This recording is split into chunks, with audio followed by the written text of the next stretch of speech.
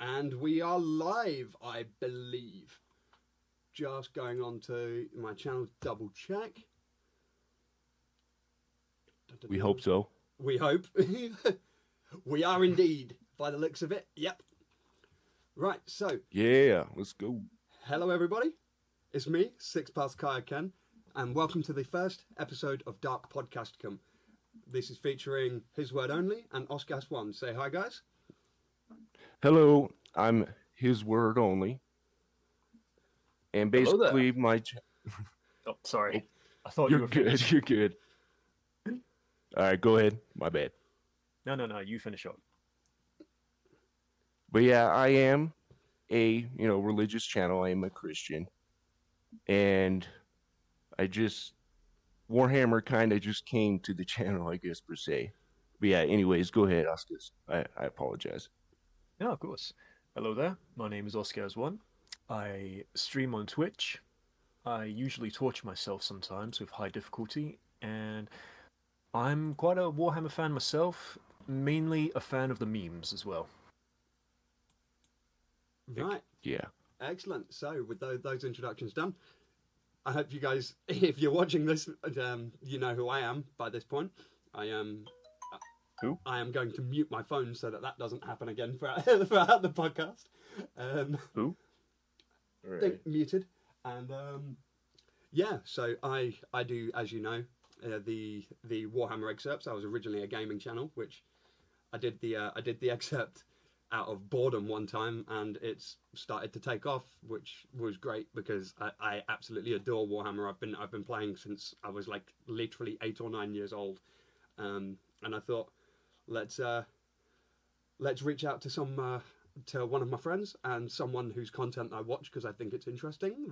That's Hiswordonly, and yeah, let's get together and talk about a universe that we all so clearly enjoy. With that, yeah, I'll just. Yeah, go ahead. Oh, sorry. I was just gonna say it's not your typical. I'll just say your typical stuff that you get. Yeah, no, and that's one of the things that I like about your channel. Like, there's so many different things out there that are just same old. Like even mine. I don't want to oh, pardon me. I don't like, not to downplay a lot, like most like 40k YouTube channels and stuff, like, because it includes me. A lot of us cover the same kind of things, and your content is like a really niche thing, and it's incredibly unique. It's one of the reasons I reached out to you, and thankfully I did, because we get on really, really well. Yeah, it's been an honor, man. Yeah, I would have to say it's definitely been an honor to meet you guys. So, with that being said, I wanted to move on to my first topic for the day, if that's all right with you guys.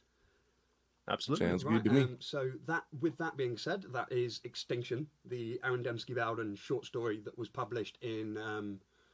It was either published in like a White Dwarf or the back of a Games Day magazine or something like that. Games Day, if you don't know, his word is basically like a Warhammer convention that happens in the UK. I don't know if it's even still a thing. I used to attend it a lot when I was younger. Haven't been to one since I was like 16. The last I went, not even before that, the last one I went to was when Dawn of War 2 came out. Oh, nice. Yeah, nice. They had a booth set up, and I let's look that up quickly, see how long it was. Because it was the same year that Dawn of War 2 came out. So yeah, while you're doing that, I do want to say that I am a noob.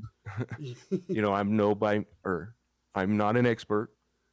So I've only been doing this a year, and I got to it by playing Dark Tide. I am a bandwagon, so I do want to say that. But the idea just came, man. I've been looking for a sci-fi, and then all of a sudden Warhammer. Hey, Warhammer came. Warhammer. Never mind. My goodness, you know what? I'm gonna shut up. but yeah. So Dawn of War 2 came out in 2009. So that's the last time I went to a Games Day. That's 15 years ago now. Oh my So Lord. it was probably the 2008 Games Day that I went to. So 16 years ago at this point. So yeah. Crazy. This was in 2012 Games Days magazine, I think. So it was 3 years after. Obviously, we've had a lot happen in the Horus Heresy since then, which, his word, I know you only started reading Heresy and 40k related books recently, which is, to me, there's a lot of gatekeeper types in the Warhammer and 40k and Heresy community, etc. That's never going to be me, because at the end of the day, I love the series, like the series of books, the games, everything. So for me, it's a case of the more the merrier, you know. Right. Well, it's like he was talking about the other day, you know, that when you guys were little, you guys got almost bullied, you know, for painting minis, Yeah, you know, and pretty stuff much. like that, you know. But nowadays, it is, I guess you could say, cool. Yeah, it But really is. Like, you do gotta watch out, you know, like Warhammer 40k has gotten to where it is now by the lore and what it has established, right? So one thing we do got to watch out for is like watering the lore down, you know. Oh yeah, of course. Just because more people are coming in. There's a reason why Warhammer 40k is where it's at now, you know what I mean? Yeah. Anyways, I'm sorry. No, it's no problem at all. Yeah, it's something I mentioned to you in passing. Like, I got into a lot of fights in school because of people trying to pick on me, being like, oh, Warhammer kid, and it's like, yeah, it is what it is. I like painting. I like playing games. Right. So it's certainly a thing. I'm just trying to find the. Whilst you're finding the thing, there we go. You do have a point, but I feel like Warhammer is more accessible to everyone now, especially as people I wouldn't say look up to, but also are fans of, are part of the hobby. Like, for instance, I never knew that our Lord and Savior Henry Cavill was a Warhammer fan until he kept mentioning it in interviews, and I'm just like, my God. He's literally our king. Yeah, I actually got a comment on one of my videos the other day talking about people jumping on the bandwagon now that Cavill's making a series, and it's like I had to put the hammer down a little bit as nicely as I possibly could, like, because bro, I've been playing this game for a long time. I'm anything but a bandwagoner.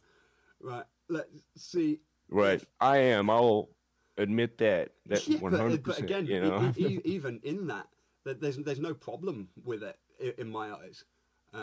Apologies to any viewers with the really rough adding of the Extinction tab, but it is what it is. Right, so now you guys should be able to see on screen the cover for the novella, we'll call it.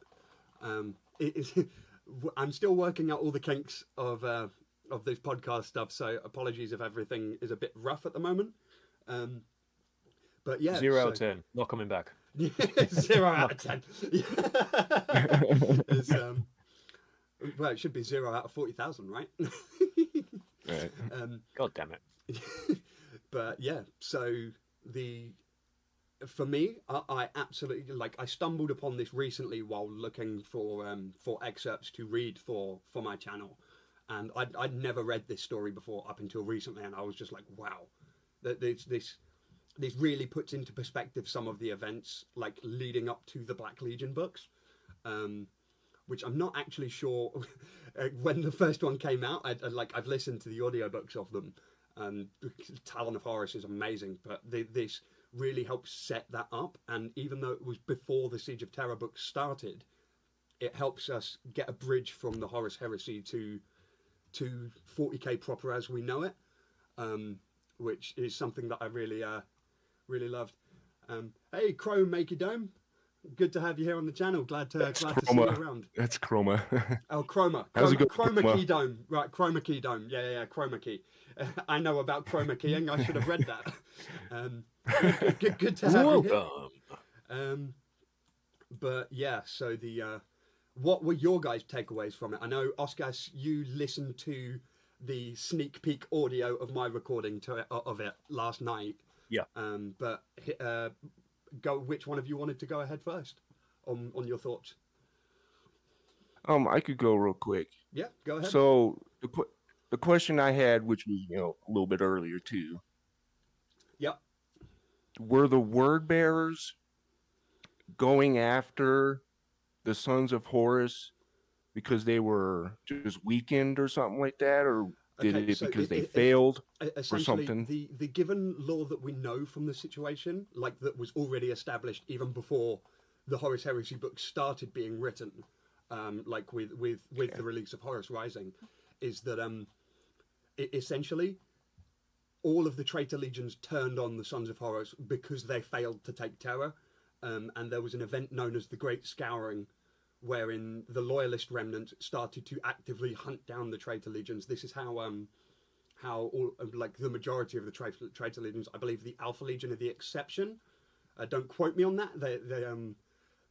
I think the Night Lords also didn't, but sects of them did. But the majority of the traitors retreated into I'm sure you've heard of it, the Eye of Terror, which is a large warp gate in the. I want to say it's in Segmentum Tempestus, but I'm probably wrong on that. I don't know the galaxy map by heart. Right. But the oh no, we'll get copyrighted if I do that. Yeah. Segmentum Obscurus is where it is. Okay. And okay. So essentially, Gotcha. all the traitor legions retreated into there so that they could get into the warp to be safe from the loyalist legions. Cowards. Okay. Yeah, exactly. And during that time, infighting started, and all the traitor legions just started fighting each other. It's when, as you probably remember from the book Extinction or novella, whatever you want to call it, it's a very, very short story.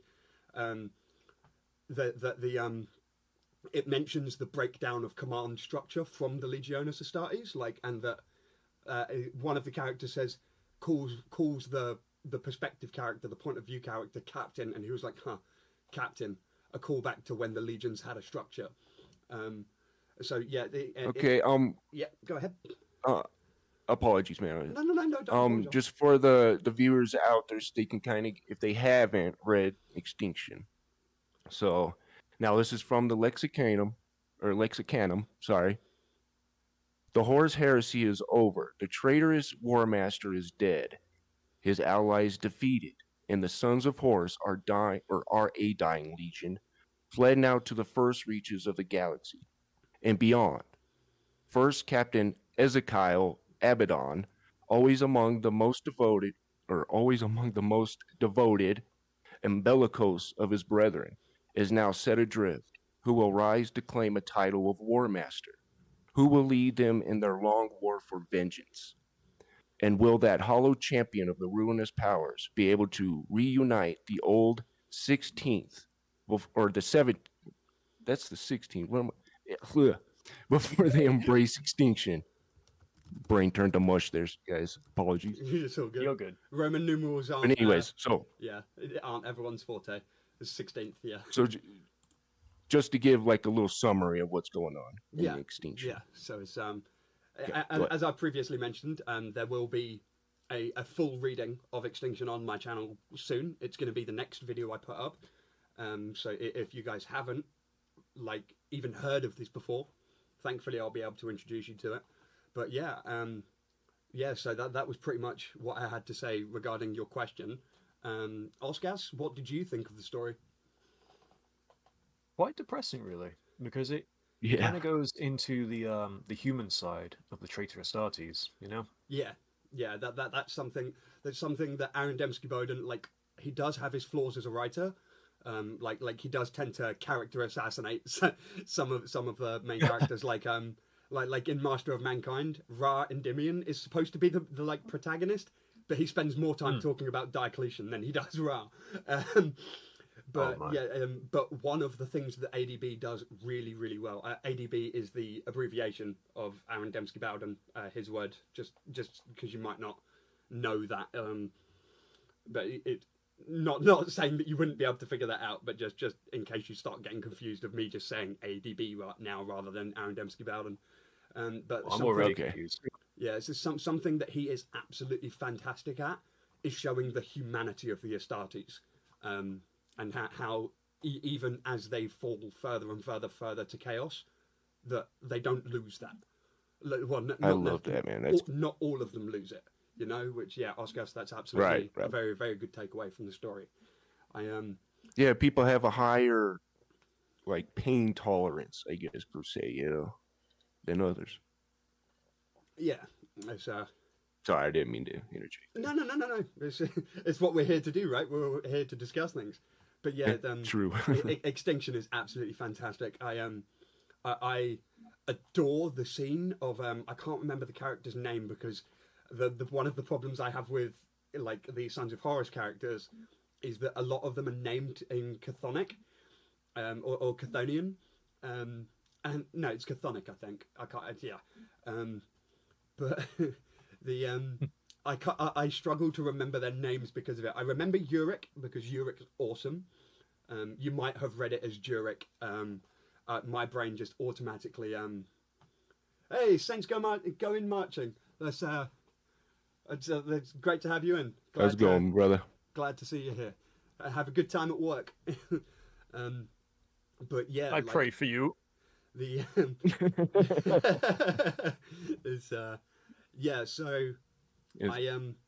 The one of the parts I loved was the scene where there's one of the Astartes from the Sons of Horus willingly letting demons possess him so that he can keep fighting. Right. Hello. Hello. Yeah, Yep. I can hear you. Okay. Yeah, I Okay, stopped I'm speaking sorry. because I wanted to Yeah, hear your Dark. guys' thoughts on that character who was like letting the demons possess him when he's being chased by the World Eaters. You can go first if you want, Oscar. Oscars, sorry. I actually don't know what to say to that, to be perfectly honest. All I know Well- is that in this book, Traitor Astartes Lissad.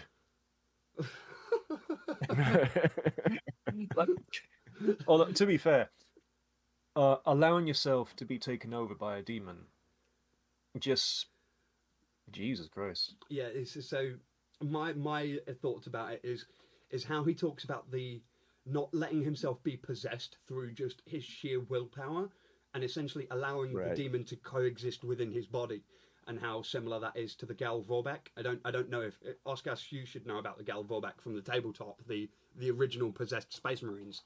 But so the Gal Vorbak, his word, are they were the first possessed Chaos Space Marines essentially, and they were unique to the Word Bearers. And I really liked Okay. this guy's stories because it's essentially him going a step further and coexisting with them like Argyle Tal did in The First Heretic, which when you get to that book, The First Heretic is one of my favourite books.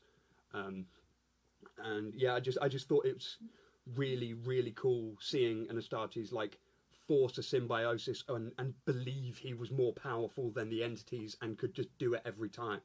And then, of course, as we see at the end, you have that line, not everyone can handle this. And then the demon just completely overtakes him and overrides his willpower. I thought that was a really, really cool section of the book. Right.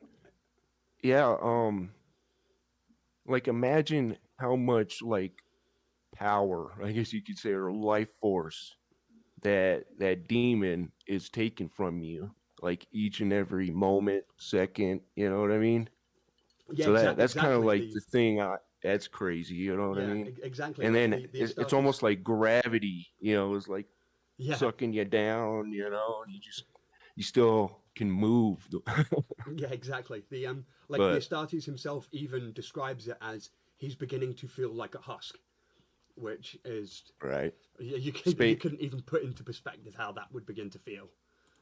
Oh man. But yeah, so for anyone who is watching, I highly you can find it online with a little bit of digging. I might even, after the stream has finished, post a link into the description of where I read it. Or alternatively, you can because it was just released as part of a compendium of short stories for a Games Day Black Library display, as the picture on screen says. It was yeah, you should be able to find it, but I'm also going to be doing a full dramatic reading of it on my channel as per the rest of my content very, very soon. So with that being said, let's move on to our next topic. I believe, should we stick on course with lore right now, or did you want to move to some tabletop stuff and then come back to lore, or do you want to section it? Should we do, because his word, you wanted to talk about Devastation of Baal and salamanders on the tabletop, right? So real quick, so for Chroma, he wanted to talk about Gazkul Thraka. Ah, you want to talk about Gazkul? Okay. So I just to give you guys, like, I'm not gonna say anything. It's just a little verse, real quick. It has nothing to do with preachy stuff. So I do want to say that. Yeah, no, that's fine. If I can find it real quick. It's just interesting. So Joel 1:6, for a nation has come up upon my land, strong and without number, whose teeth are the teeth of a lion, and he hath cheek teeth of a great lion. So, but so with Gazkul, or Gazkul. I always get that wrong. Gazkul. Yeah. I'm sorry. Okay. I'm about to get crucified. But Watch your words. Right. Let me find it. So basically, Chroma, he is called, the prophet of the Wog. And I do have a question for you guys. Yep. After this, real quick. And basically, if you guys know, the more orcs fight, the bigger they get, and then vice versa, you become a war boss. And, or I guess you could also call him, the prophet of Gork and Mork. Yep, that is correct. Oscas, I've noticed one of your just quickly, sorry to interrupt you. Oscas, I'm going to take a back seat here so you and his word can talk, because I've noticed that one of your followers is in the stream. So yeah, continue, his word. Okay. And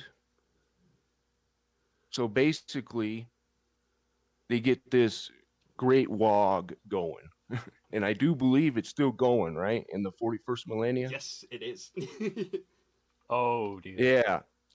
And so I have a question for you guys. How devastating do you think this great wog can be?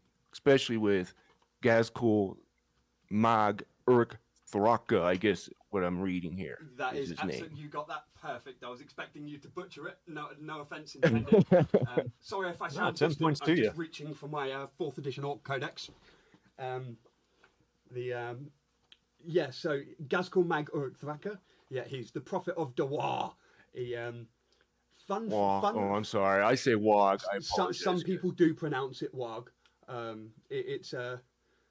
It varies from media to media. Like you'll notice in Space Marine, I think it is, they say wog. They pronounce the G. Yeah. In Dawn of War, they go it war. But yeah, Gotcha. I forgot I wrote my name in the front of this codex. I'm just trying to find Gazkul's page, which obviously is slightly. Ooh, probably sounds more like it. Yeah. I think. Sounds more like it. Sorry if that. Yeah. How you doing, Trickster? Those Good to who are see you here. listening. But when there's a war to be had, there's a war to be had. Yeah. So right. So that's done. Yeah. Little fun, interesting tidbit. Do you know that Gazkul's name is a parody of Margaret Thatcher? Yes. I did not know that. Mag Uruk Thraka, Margaret Thatcher. Yeah. It's a bit of a stretch, but that is what the intent is behind Gazkul's name. Yeah, so I just did a meme on my channel, and I put a picture of those rocket boys, Yeah. going into ships and stuff like that, and it says, "When you're the light of the grim dark." Well, yeah, that's the funny thing. The orcs really are the comedic relief of the setting. Like, sure, they are one of the biggest menaces to the galaxy because of. Are you aware of the fact that the orcs are essentially mushrooms? Yes. Right. So because of that, when you kill orcs, it just makes more orcs. Oh dang! So yeah. Does their bodies go into the ground and then cause more spores? When you kill an orc, they release spores, which then fertilize the ground. This is where the orcs are mushrooms thing come from. They fertilize the ground, and then the orcs will become, the spores will then either grow a Gretchen, an orc, or if it's a psychically charged planet, that's how you get weird boys, which are a separate kind of orc that is psychic, or has psycho powers. So yeah, so the only way to prevent that is by killing them with flame weapons or by destroying the planet that they're on. Yeah. So realistically, the orcs are the greatest threat to the galaxy, not the Tyranids, because while the Tyranids seem to be surrounding the galaxy because you're getting hive fleets from every angle coming in, there should theoretically be an end to the Tyranids, although we don't know if there is. It could be like, because obviously it's just one galaxy that Warhammer 40k takes place in, and as we know through just modern science alone, let alone in the 40,000 years in the future, there are other galaxies out there. But as far as we know, they could all be Tyranids. Yeah, Oscar, you wanted to say something? So, go ahead. Oh no, it's cool. With the theory about Tyranids, I love hearing about theories about them, of course, because they could be one of the oldest species in the universe, because they could just be literally going to galaxy to galaxy just to eat and to keep going. Yeah. Some people believe that the Horus Heresy, at the end of it, I don't know what caused it, some massive psycho explosion could have attracted the Tyranids to say, "Ooh, dinner." That would be. We'll move to this topic after, but we're speaking about the orcs at the moment. But essentially, on that note, before I forget, they will be talking about the Emperor psychically blasting Horus to erase his soul from existence. Okay. Spoilers for the Horus Heresy there. So sorry, his word, but that's kind of common knowledge that thing. That's what happens. Everyone knows that. Yeah. Right. No worries. If you didn't know, you'd have found out very soon in your research. Which actually I think you did read into it on your Primarch video. But yeah, let's come back onto the topic of Gaskell. Yeah, sorry, I just haven't found that into it. So I have deeply yet though, but yeah. So I have here the 4th edition codex of the it might be the 5th one, I don't know, but of the orcs. So it reads as following. This is his character entry. Gaskell Magoric Thraka is a mighty prophet of the War, capable of rousing entire planetary population of orcs into a frenzy of conquest and bloodshed. He is the single most influential orc in the galaxy, and billions of greenskins march to war in his name. But it was not always this way. Gaskell started his career as a common golf trooper on the backwater planet of Orc. Golf trooper, not golf trooper. Gaskell out there doing hole-in-ones and that. During a raid upon a Space Marine command sanctum, Gaskell caught a bolter shell to the face that pulped a large area of his cranium and caused extensive brain damage. A Death Skull pain boy called Mad Doc Grotznik, who is another very, very notable orc of interest, we'll say. I was going to say person of interest, but he's an orc. He's an orc of interest in the orc lore that I would highly recommend you look up. Mad Doc Grotznik's awesome. Okay. Yeah, Grotznik was close to hand and replaced a part of Gaskell's cerebellum with bionics made from adamantium. And then I won't read the whole thing because it's quite long, but that was essentially like the genesis of where he started. And then he would later go on to continue fighting and getting bigger and stronger. And I think at one point, if I remember correctly, and this is new lore, that even if I read that there, he actually got decapitated at one point and stayed alive, and they just put him onto a robot. Nice. Gotta love it. And that's one of the reasons Gaskell is so big, is because they literally just went, well, this guy's really hard. We need to keep him alive. Let's fix that. And they just put his head on a robot, essentially. And then I think later on, I'm not super versed in deep orc lore, although I do have a video coming up on the orcs. So Gaskell, that's how one of the ways he became the biggest orc is. And so on the subject of the Great War that he's currently leading, yes, he's had a bit of a rivalry, shall we say, with a man called Commissar Yarrick. Rest in peace, our heart.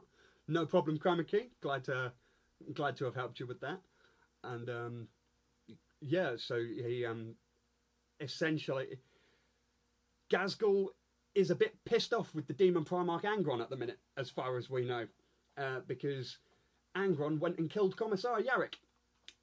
Allegedly. Allegedly, it's been implied. And he's the one that I forget what world it was on, but he's got the claw and everything from the orcs and all that, right? Armageddon. Yeah. So the Armageddon. Okay.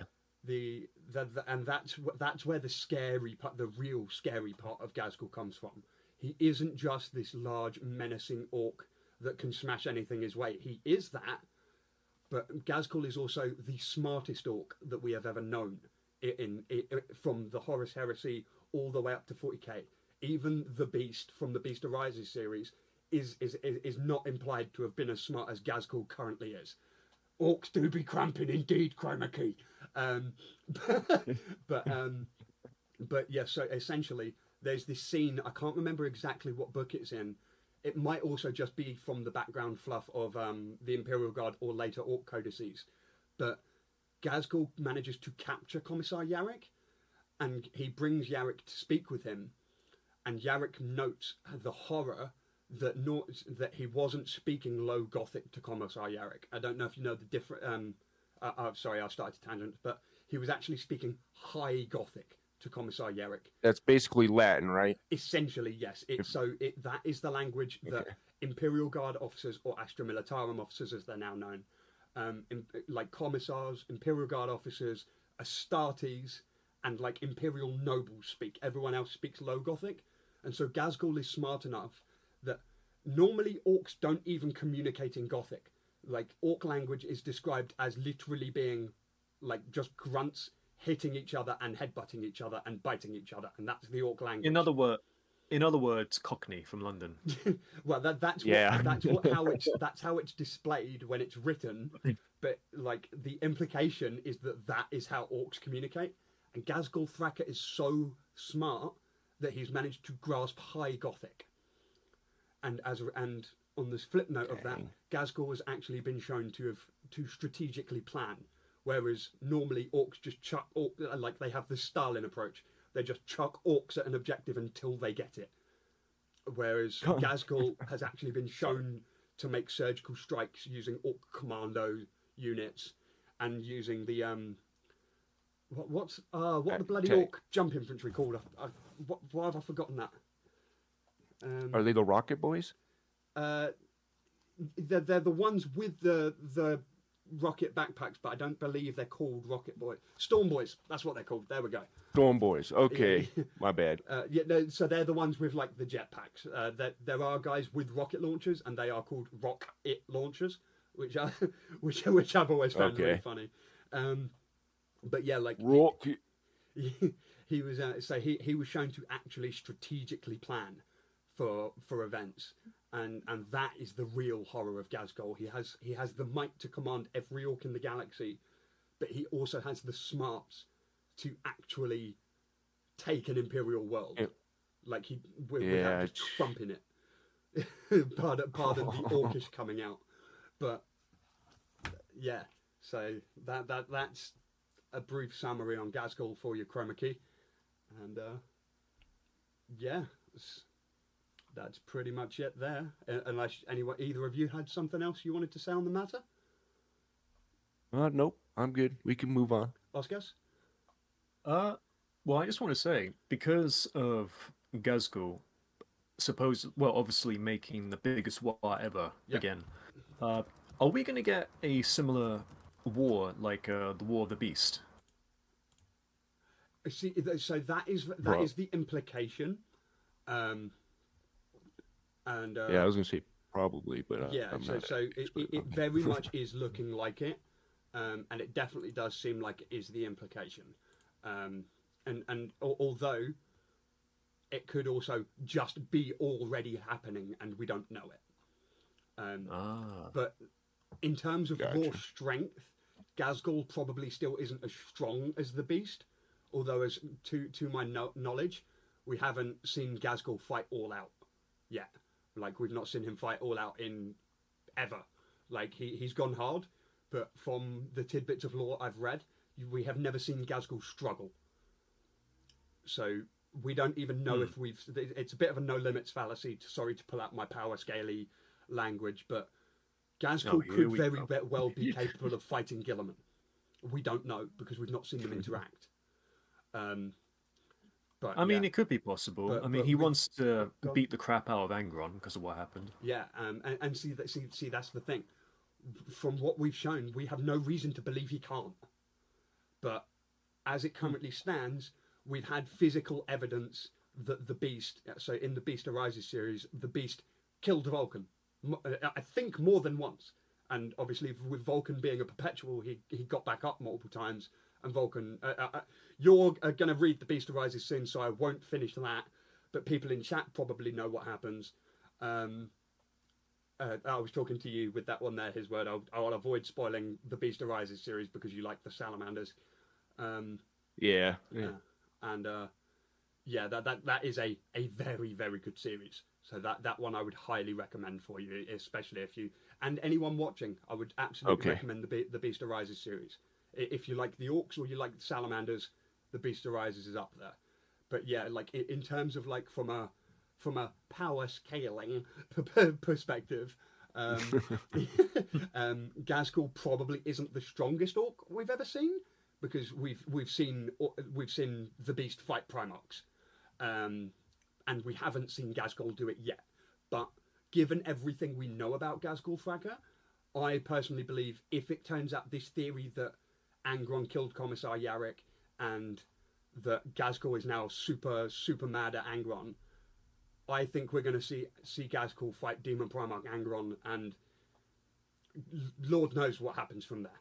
Because if he beats him, it's going to make him even stronger, and if he kills him or Angron beats him, then we'll have to see what happens from there. But yeah, it's one of those things. So Chroma Key, I hope that covered everything you wanted to hear. Oscars, you mentioned that. Real quick. So Angron, he's the one where he's got those pain nails in him. The butcher's nails. To keep the anger. Yeah, the butcher's nails. Is that what they're called? Okay, cool. The butcher's nails, yeah. Anyways, that answered it. Yeah. So what the butcher's nails are, just quickly before we move on to, because Oscar, you wanted to talk about the Tyranids, and I've got. Actually, I wanted to mention about Commissar Yarrick afterwards, but hey, explain away. We'll keep on. We'll keep on. I'm sorry about that, Oscars. Orc subject. No, it's fine. Just now, explain away the butcher's nails. But yeah, so the butcher's nails essentially. They don't just make you angry. That's a very common misconception for people that just glaze over the lore. What the butcher's nails actually do is they only reward the emotional response of anger. And how they reward it is by making the pain stop. So anyone who has the butcher's nails in them is permanently feeling pain that is actually in their brain. Think of the worst migraine you've ever had. And that's what the butcher's nail does. And it gets worse when your brain elicits any emotional response that is not anger. And so it essentially it drives anyone with them implanted, chiefly the World Eaters and Angron by extent, into this just unstoppable frenzy just because they want the pain to stop. So yeah, it's one of the greatest tragedies of the 40k setting is the butcher's nails.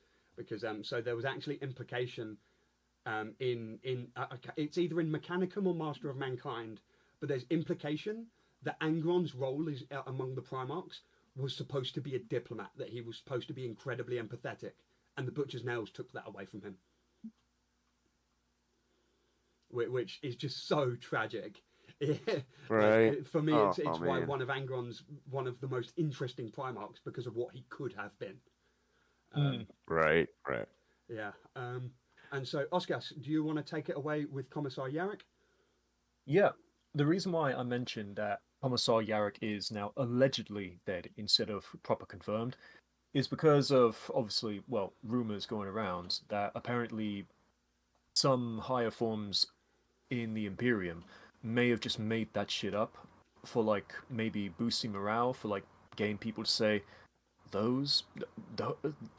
how dare they? Yeah. Also it because of obviously because of Captain Master Val I don't know how he gets these sources. And yes, I just took the Mick Elvis name because it's funny.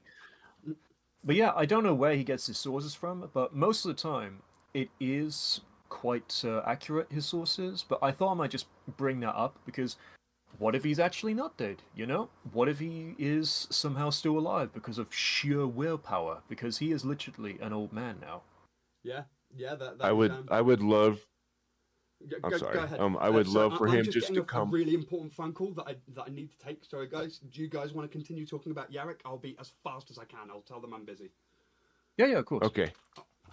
So I think it would be so cool if he just comes up and he's just crawling with that claw, and he just comes up, man, and rises up. Sorry. Like old man too angry to die. Right. And I think that is cool, though.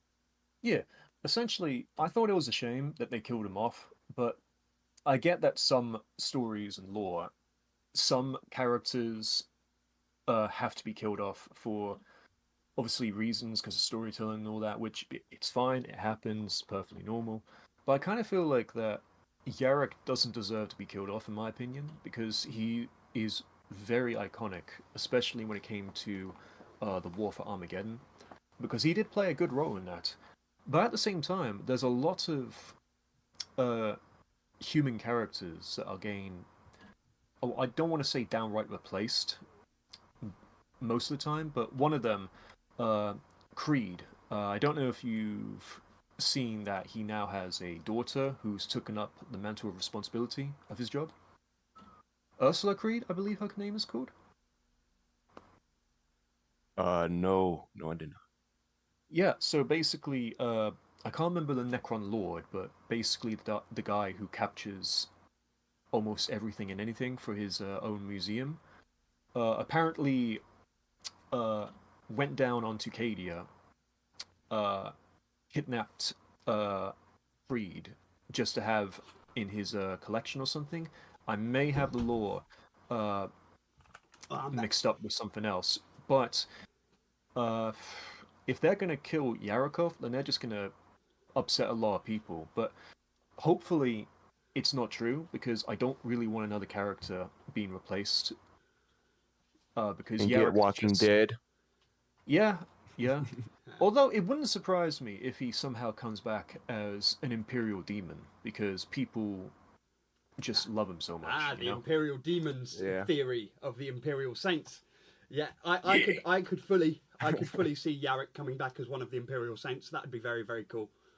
But, yeah, I mean, if he's there's been talk, as you mentioned, that it could all just be Imperial propaganda to rouse up the Imperial forces into a, oh my God, they killed Yarrick, you bastards! Right, pretty much. But at the same time, I'm not saying that I dislike the idea of, say, like someone's granddaughter or son taking up the mantle, because the idea of Ursula, I want to say Ursula Creed. Yes, Atticus now in the chat is now literally just mentioning that. Yes, thank you for telling me. Yeah, I absolutely, I agree, Atticus now that Creed, like Osaka Creed, he was so cool, cool. And his daughter, I think it is. Is it his daughter or his granddaughter? Daughter or granddaughter, I don't know. It's one of those two. But she just does not have that energy. Like, yeah, and it's. I hope they don't do the same thing with Yarrick, because Yarrick was just so awesome. And this ties back to Chroma Key's thing of Gazgul. So there was a lot of theories around Yarrick, in that Yarrick couldn't be killed because the orcs believed he could not be killed. Exactly. Exactly. That's what annoys me the most. Right. How orc logic works is that if you believe in it, it will work. Yeah. If you paint yourself purple, then you're invisible. Yeah. That's one of my favourite things. The least camouflage colour ever is, yes, it makes me invisible. Purple orcs is the sneakiest.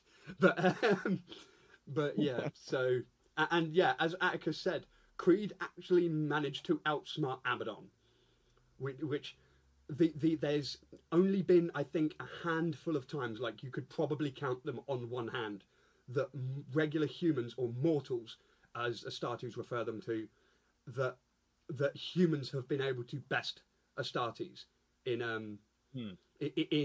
battle of the minds. One of them to memory is what's her name? It's in End of the Death. There's an Imperial naval captain that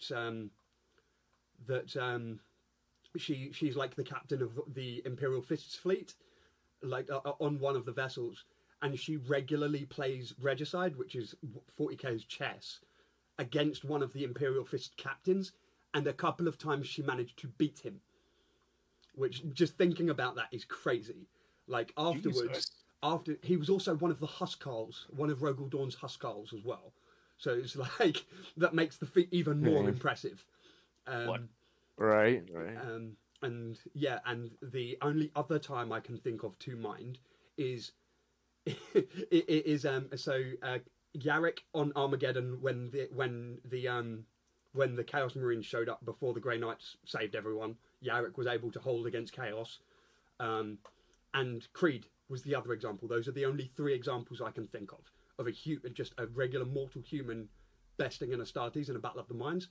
And it's just, I really hope that they don't just go, look, we have Yarrick's daughter now, trying to, not to get all political and anti-woke on people, but it is definitely part of an agenda of trying to squeeze more women into 40k, and it's going to maybe make me sound a bit misogynist or whatever people want to say, but that's not my intent. What I want is genuinely interesting original female characters. I don't want them to just take the characters we love and go, now they're a woman, it's their daughter, you know. Right. It's just bland. It actually takes away from the an interesting point that Hisword, you've mentioned to me that you watch Major Kill's content a lot. He said something very similar recently about on the subject of female Space Marines, in that it just takes away from the female experience, because a female Space Marine would essentially cease to become female because of what the Astartes gene does to them. What would be the point of the Battle Sisters? You know, the Adeptus Sororitas. Well, and don't forget the Sisters of Silence. Yeah, exactly. Yeah, Sisters of Silence. I would much rather see a like Lieutenant Mira from Space Marine. She was awesome. Lieutenant, the female guard captain. Yes. Lieutenant Mira was amazing. I would love to see Lieutenant Mira make an appearance on the tabletop. Like, I mean, that would be possible. Cool. Yeah, it's generally possible because of how the Imperium's highest leaders and generals and commissars stay alive long. Because I would love to, you know, even if she's like at I don't know, hundreds of years old, I would just love to see her just genetically modified to just live longer and still kicking ass, you know. Exactly, like, and it would be so easy because of people's love for the Space Marine franchise. Like, just look at how yes, Atticus, I absolutely agree with that too. Like, it would be so easy for GW to just go, hey, remember the chick from Space Marine? Here's what she was doing after it. And you could easily just get one of the Black Library authors to write a small novel, even if it's just a novella like the size of Extinction, of just what she was doing during the events of Cadia. Because if she was a high ranking, she obviously got a promotion after the events of Graia. There's no way she didn't. Like, because a lieutenant taking control of the regiment and managing to hold until the Space Marines showed up. That's an incredible act of heroism, and it's one of the reasons I think she's such a good character. And it'd be so it's easy. A little like. Oh, go ahead. Sorry. I was just saying, it's a little. It just shows you how the way people think nowadays. You know, why aren't those characters, you know, strong female characters? You know what I mean? Yeah. It's like the ones that are actually strong, original, and all that, they think is weak. I don't know. Yeah, it's like, you know what I mean? We've got plenty. I don't know. We've got plenty of really good female characters. It's just GW for some reason doesn't want to show them more love, like Ephrael Stern, for example.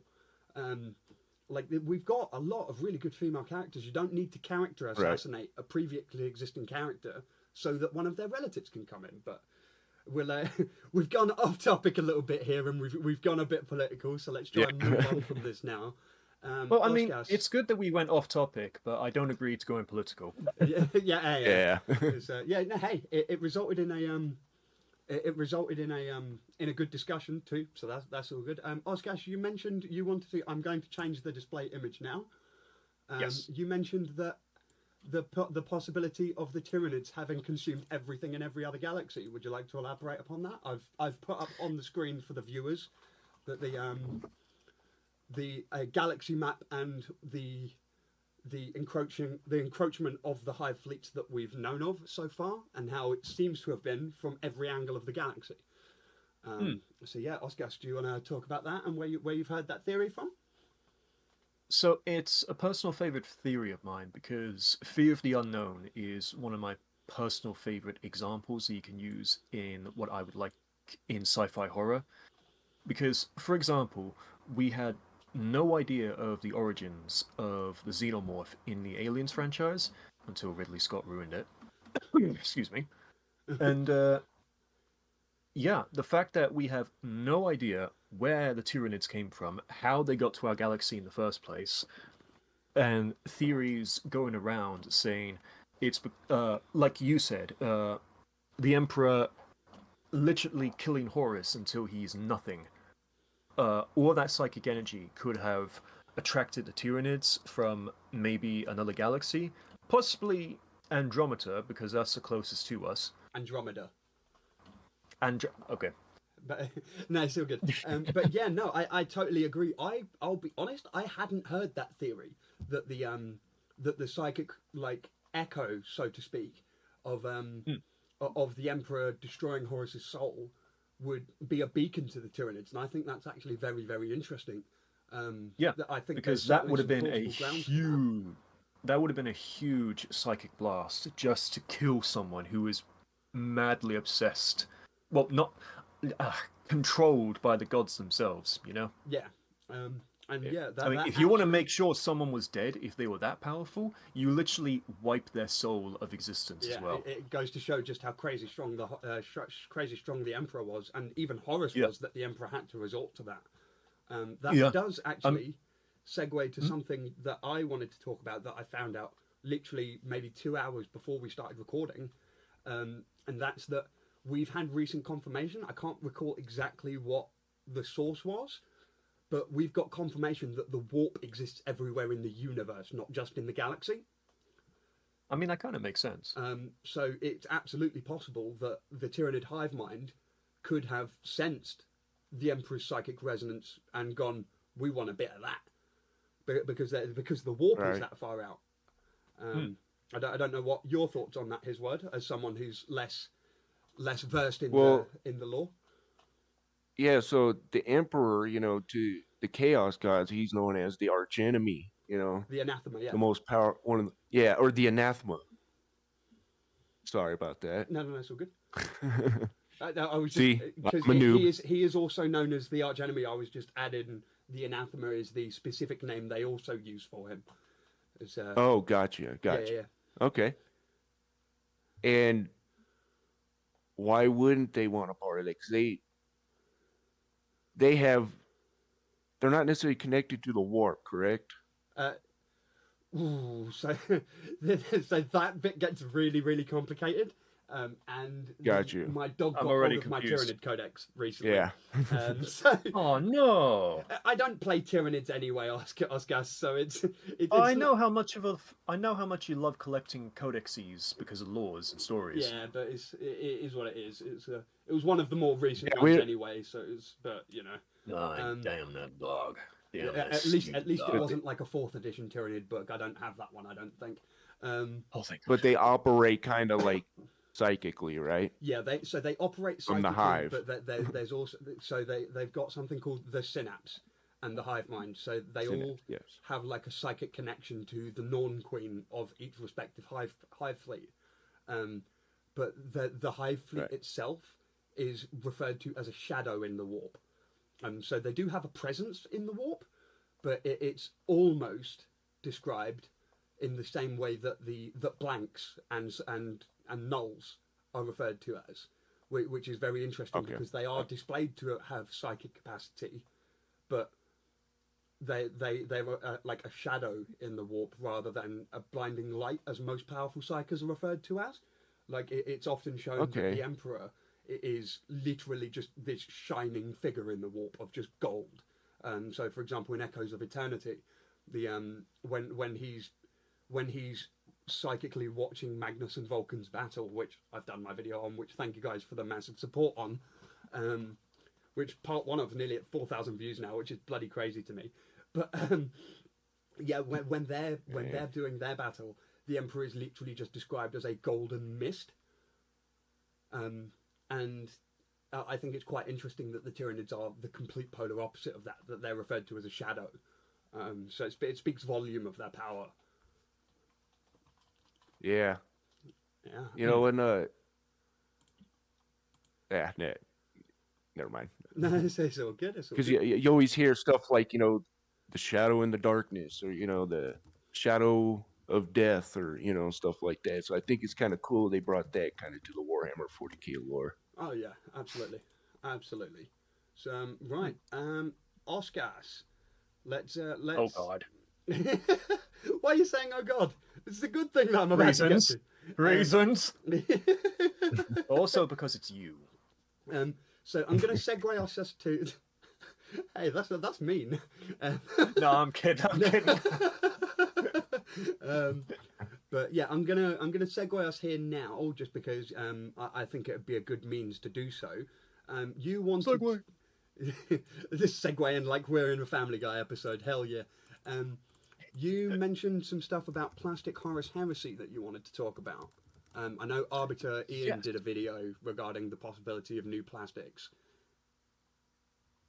Yeah, so I remembered that the Mark 6 for Horus Heresy used to be in resin, and the fact that GW kind of remade them into plastic, and I'm going to use this as an easier term, true scaled, just literally raising it up slightly. Yeah.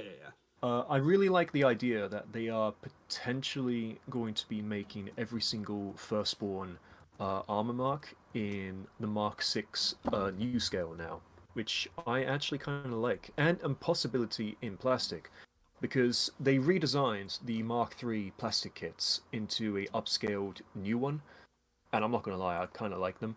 And the helmets with the spikes are kind of growing on me, because, I don't know, it just looks kind of cool, you know? And it's very reminiscent of the old art styles of the Mark 3s, because they used to have spikes on their helmets, well, just a singular spike, which I thought was a nice callback to, say, like, I don't know if Rogue Trader had the Mark 3 helmets, but maybe, I don't know. No, so all of the, like, Rogue Trader era minis, which I've still got the Rogue Trader Terminator that you gave me from your old collection.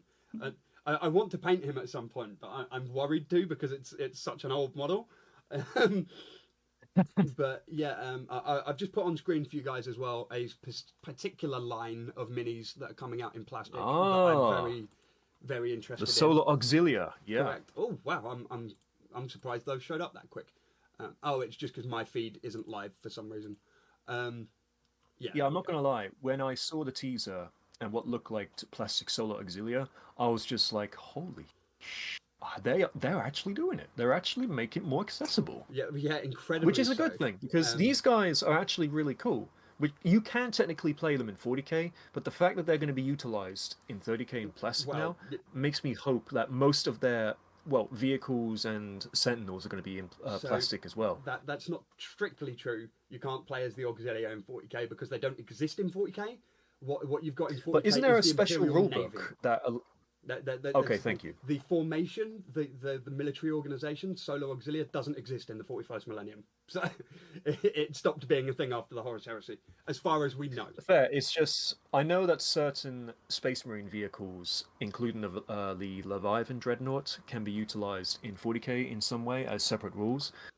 But the fact that more and more stuff is coming in plastic instead of resin is great, because Kriegsman.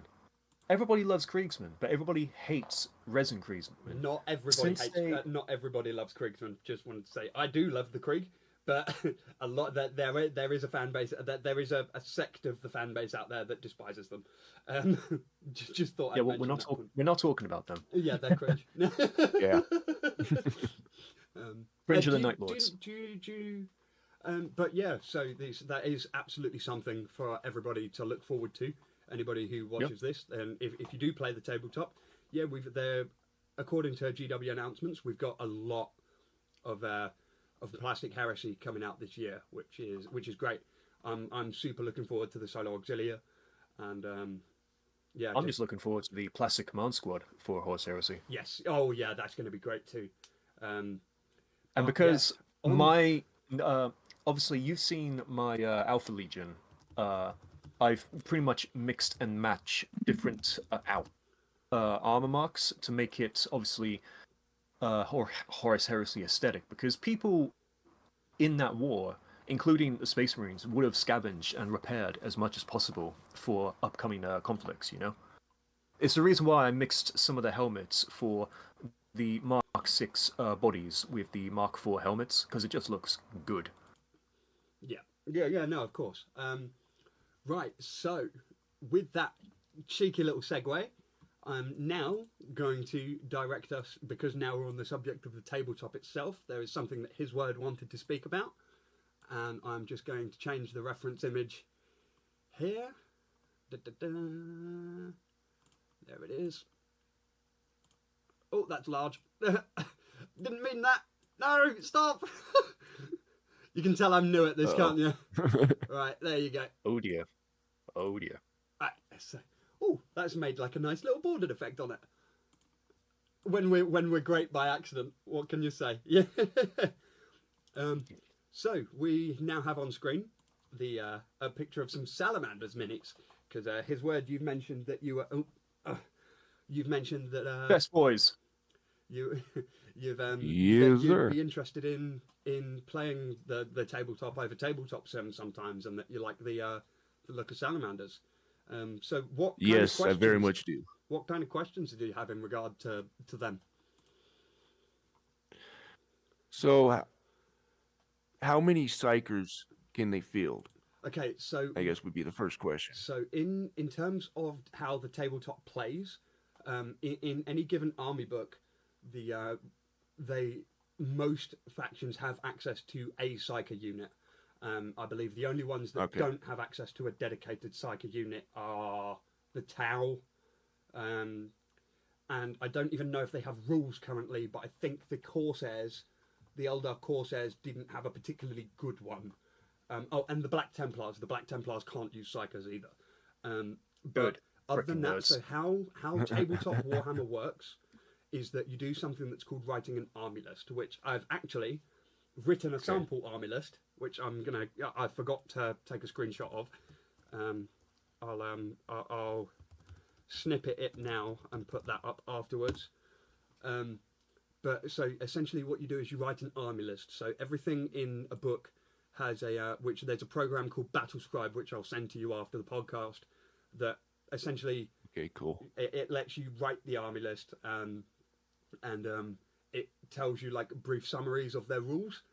And so in 10th edition 40k, aside from what's referred to as battle line units, so that's for Space Marines, that's your assault intercessors, your heavy intercessors, your normal intercessors, which those three are the Primaris, and then you've got the tactical squad, which are the firstborn original Space Marines that we all know and love, even if they are virgin. Glory to the firstborn. The virgin firstborn, the Chad Primaris. Don't at me. No. Chad firstborn, virgin Primaris. Don't at me. I can't hear you from all the way up here, being Primaris. Small boys. So oh, that's funny. But short kings. But yeah, so essentially, unless it's a battle line unit, you're only allowed to take 3 of them. So if you wanted to, you would be able to field 3 librarians in a Salamanders list. Although and librarians are very, very strong units. The psychers on the tabletop are particularly usually very good, but due to the way that the Salamanders play, I would argue that it's the type of faction that leans against taking them. You could more if you wanted to. like heavy flamer type deal. Multi-melters more often, but heavy flamers absolutely can be good. Oh, just want to bring this up now. Yep. I actually read this before GW updated their list building thing, as well as looking on their community site. Tactical squads, normal tactical squads, can now take heavy flamers because they couldn't used to. Only Blood Angels tactical squads could only take them. Yes, they are. I actually noticed that when I was building this sample list for his word. Yeah. And if memory serves, I think you can now take 2 heavy weapons and two special weapons. I could have read that wrong. You can take 2 special weapons now, but I'm fairly certain that's always been the case. That it was 1 heavy or special and 1 special weapon for tactical squads. Okay. I just wanted to bring that up just in case. Yeah, because I know it was absolutely a fair point.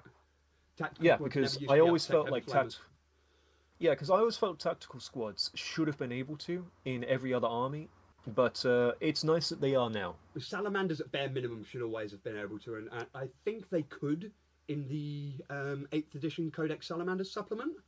But yeah, I don't remember that, but I didn't read that book. Yeah, So his word on that subject. Yeah, so the Salamanders typically lean themselves towards what's called the Firestorm Assault Force detachment, and essentially what that does is, if I get it up here for myself, it gives them a special rule called Close Range Eradication, which means that ranged weapons equipped by Adeptus Astartes models from your army have the Assault ability. So it gives assault to every weapon that the detachment uses, and each time an attack is made with such a weapon that targets a unit within 12 inches, it adds 1 to the strength characteristic of the attack. And what that essentially means is that your flamers and your melters become disgusting. I'm assuming you're very, very unversed in the tabletop, and I've just essentially spoken a foreign language. Yes. To you. Yeah. I mean, I got somewhat of the basics. Yeah.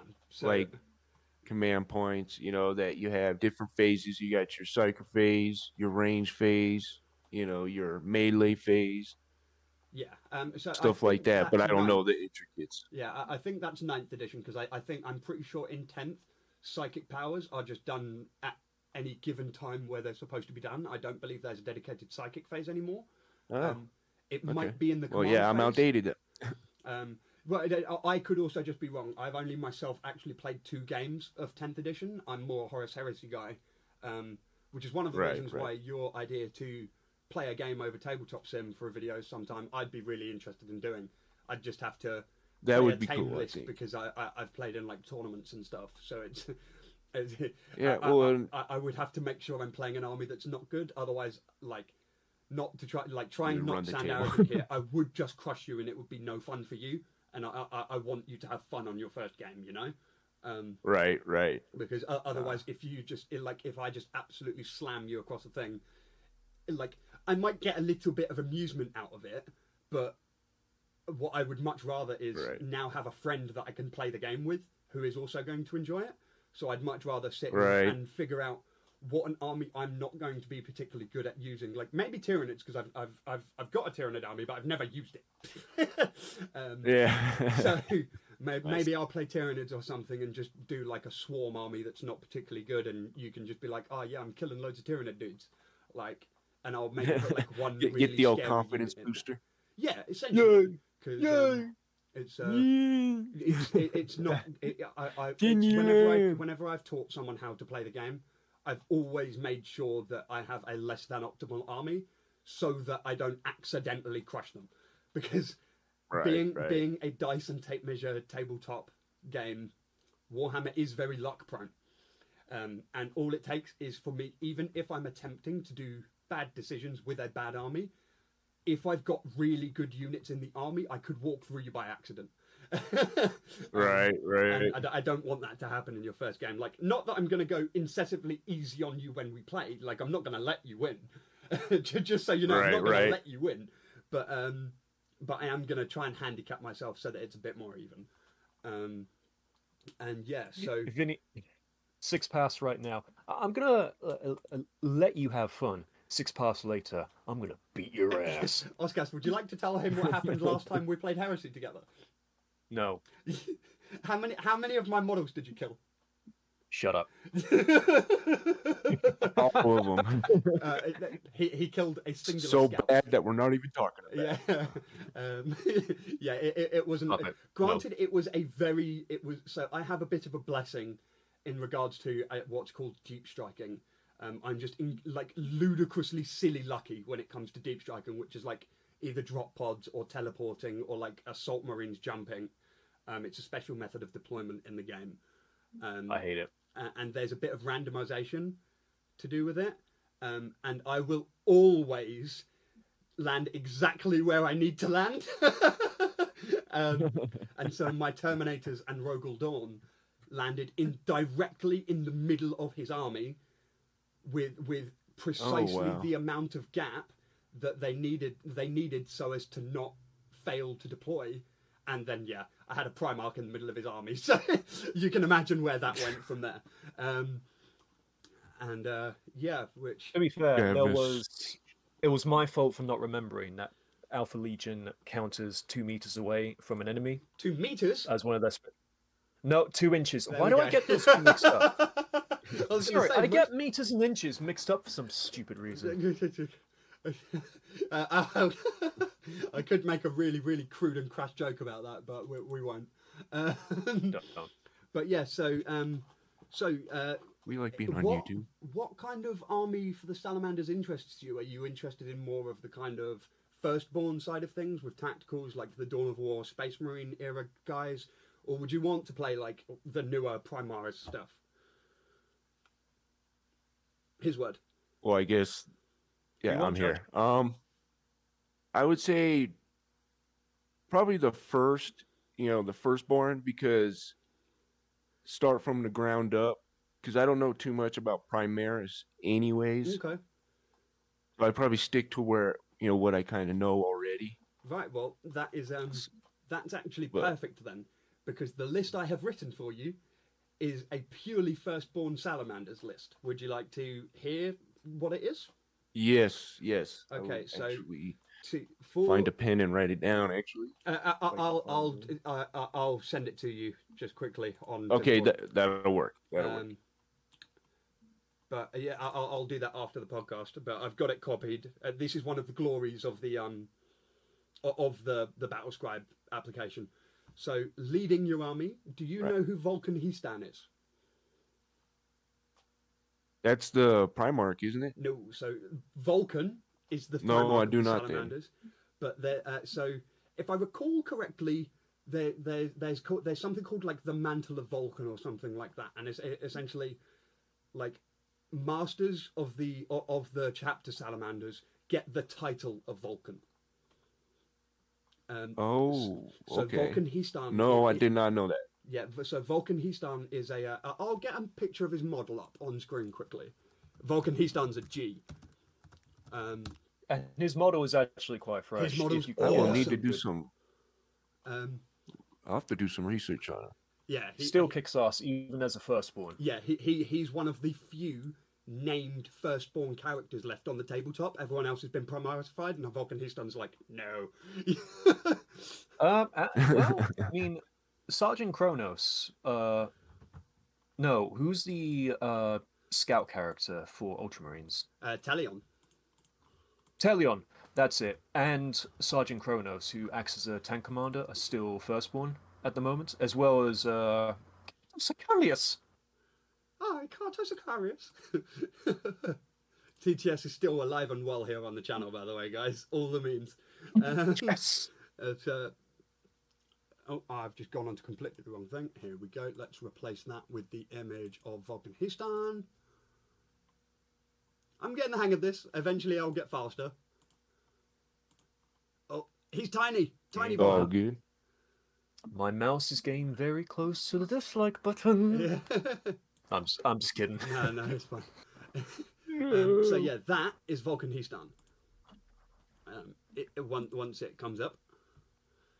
But he's awesome. So he uses like he's got like a power fist that also has a heavy flamer attached to it. It's called the Gauntlet of the Forge. Oh wow. And he also has I the want spear it. of the Spear of Vulcan. Okay. Yeah, which was which, if I recall correctly, again, salamanders really aren't my forte. I like them, but I'm not super versed on them. But yeah, so he's one of the most notable salamanders alongside Chapter Master Tushan. I want to say he's like the Master of the Forge or something, Vulcan Histan. Is he after Horus or after the Horus Heresy? Yes. Vulcan Histan was not alive during the Horus Oh, Heresy. okay. Yeah. I haven't done much. I've only really known more about the Right. Okay. So yeah, that's why you won't have heard of him yet. salamanders. Yeah. He's 40k. If I remember correctly, Gotcha. I think he's actually quite young for a Astartes captain as well. But he is. I could also be completely wrong on that. As I said, I'm not super versed on the salamanders. But yeah, he would be your captain in this army that I've written. Just because I had a feeling that we Nublet stairs. I had a feeling that you'd want to try the Firstborn out first. Then after that, it's just 3 tactical squads of 10 guys. So you've got 30 Space Marines. Each of there's one guy with a melter gun and one guy with a multi-melter in each squad. And Okay. the sergeant has a thunderhammer in each squad. Yes, sir. Then you have a 10-man Devastator squad, all of them with Nice. multi-melters. And they are inside a drop pod. And then you've got a 10-man Vanguard Veteran squad, all of them with melter pistols. And so essentially what the overlying strategy I would do with the army would be that, because in game terms, one of the things that Vulcan Histan is strongest at, so do you know about objective control and such from the tabletop?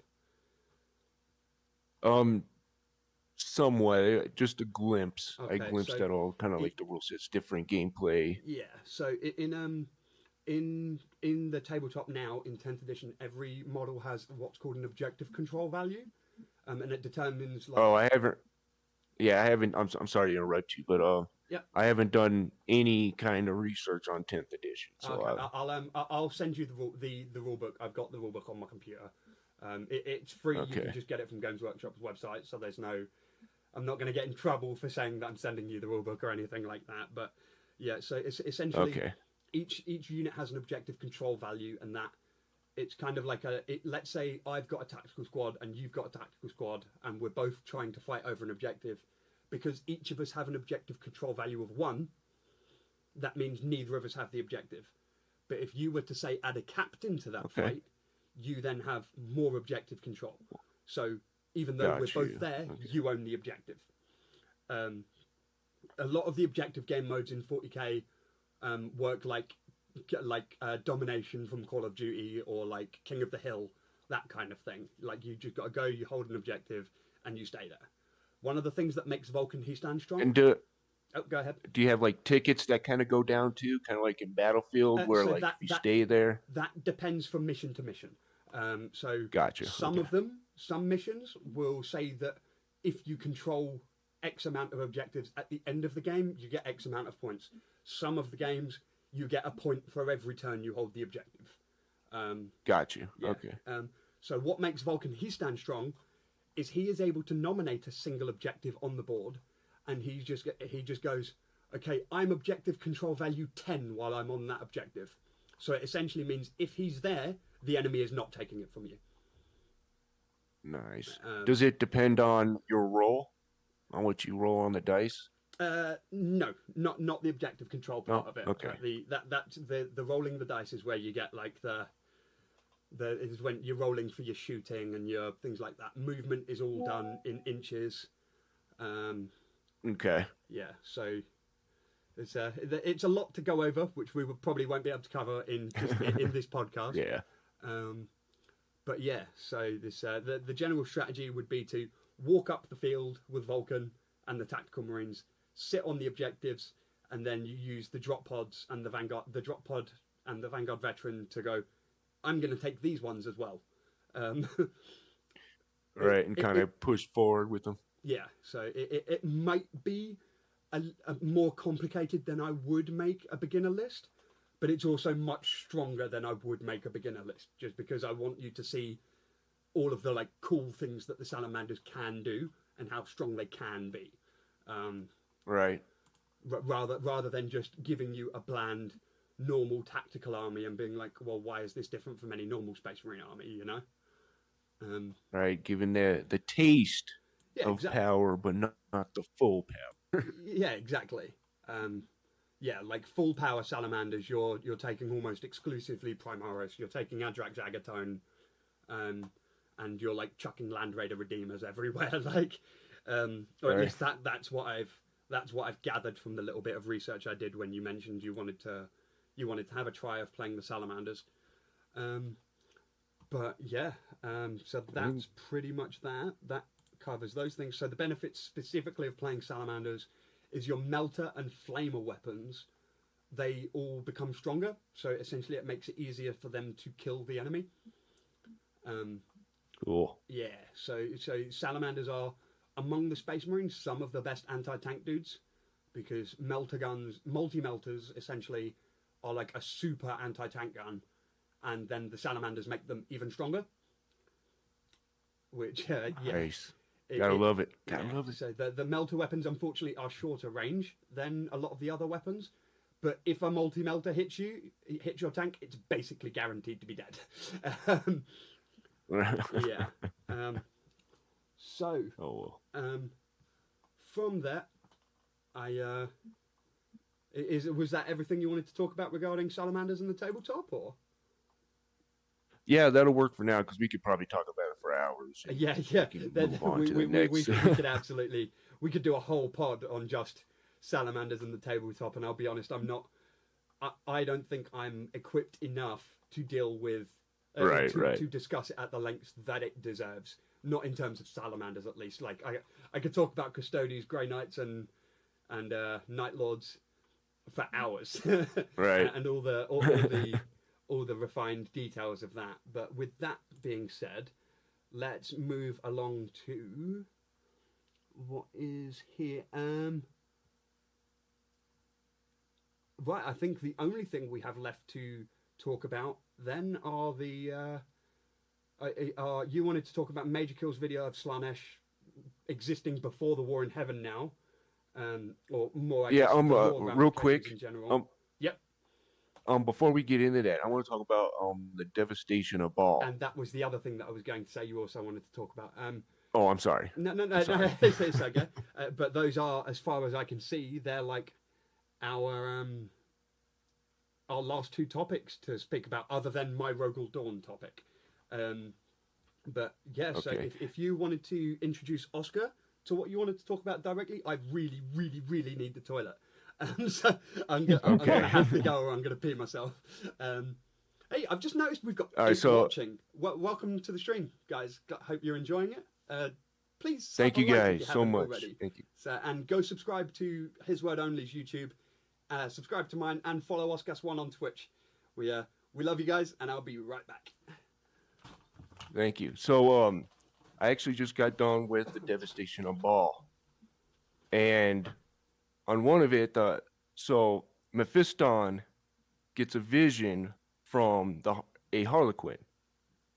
Now, I actually did some research on the Black Library that they are, or have you read the Devastation of Baal? I don't know if I should. I have. I actually don't mind book spoilers. Just gonna let you know now. So anything you say, just fire away. Okay, book spoilers. So this is somewhat of a spoiler, I guess, if you haven't read the Devastation of Baal. So Mephiston gets a vision from a Eldari Harlequin. And of course, the Black Library, it's the knowledge of chaos, or at least the Eldari knowledge of chaos and all that stuff. And he warns, or shows him visions, of what is... Hold on, let me pull up his name real quick.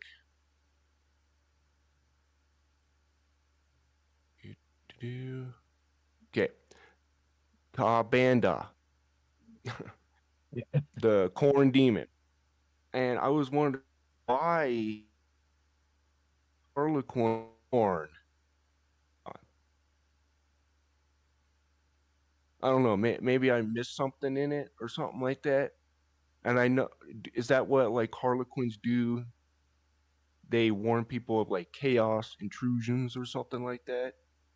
I mean, I only know of Harlequins pretty much on tabletop. I don't really know much about their lore, but I believe Six Paths may know more about them. And it sounds like he's coming back as well. I am indeed back. Okay. Oh, Okay, real quick.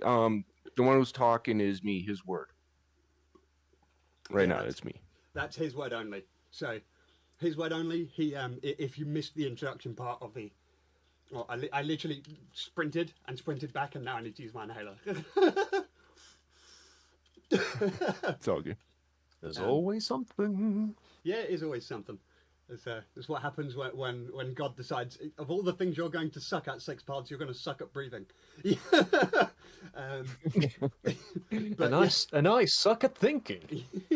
But yeah, so Trickster, if you missed the intros, I'm Six Paths Kaitakan, and I do like excerpt readings and soon to be versus battles and deep dives on character analyses from the Warhammer 40,000 and Horus Heresy universes.